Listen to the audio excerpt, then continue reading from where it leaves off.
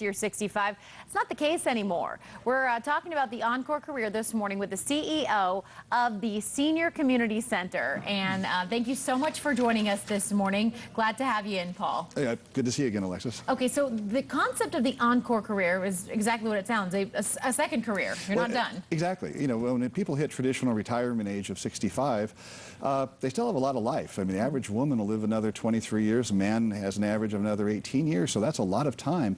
And it's really just trying to identify what's your passion and what would you like to do with that time. And maybe you've always had a burning desire to work at Michael's or work at a craft store or do something.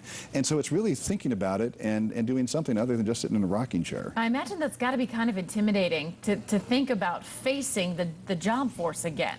Well, for some folks, not having the pressure of necessarily needing to make a lot of money. So it could be a volunteer opportunity. Okay. You could be a docent at a museum. You could work at a park.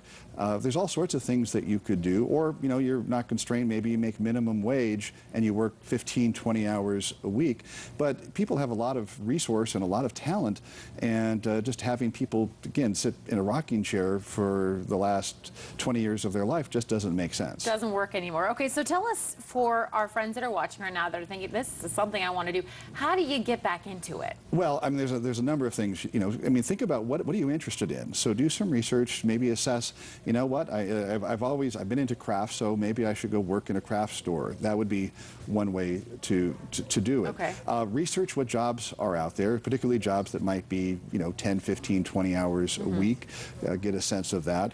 There are certainly websites that you can check with as well. Yeah, I was going to say, are there specific websites for these sort of Encore careers? Yeah, the easiest thing to do for folks, I mean, AARP has some things. If you Google older adult workers, I mean, you're going to come up with a list of websites, and the easiest thing to do is just do that and get a sense of what's out there. You don't necessarily need to use them to find a job, but find out what's out there for an older worker. Okay, now what about that ever-important resume? Well, you need to update it, and using It might have been like 30 years since you've updated it. And this is an important thing, because the last time these folks may have looked for a job, we look for jobs differently these days. So updating your resume, having it in an electronic format, responding to via email to some of the job sites that are out there. So it's a different way. So take some time and understand that. And the other thing is, don't be afraid to go get some education. Go back to a community college, update your skills, particularly computer skills,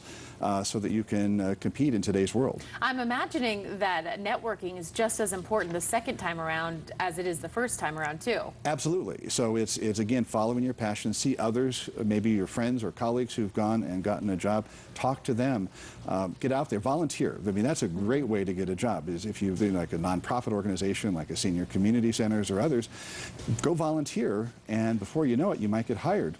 We actually have a number of folks over 65 who work for us who started as volunteers, and that's a great way to get your foot in the door. That's perfect. Where can we find out more information, Paul? Well, you can go to our website at servingseniors.org, and we've got all sorts of information about everything to do with seniors. Okay, wonderful. Paul Downey, as always, great to see you. Great to see you. Thank you. Take care.